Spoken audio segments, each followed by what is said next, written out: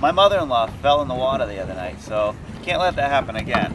Today I'd like to show you how to install the solar dock dots. These solar dock dots will light the edge of my dock. My mother-in-law fell off this corner right here, so I'd like to put a solar light right there. And there's a 20-inch bass right there. You're going to need a 1 3/8 butterfly drill bit or a hole saw. Using my last medical bill as a measurement, I'm going to put a line, a mark. It even comes with a mark on it.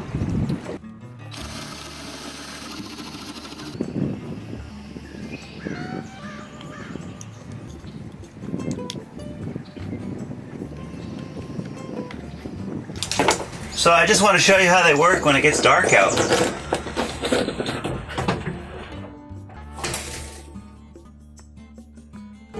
It's a friction fit, so all you do is slide it into the hole.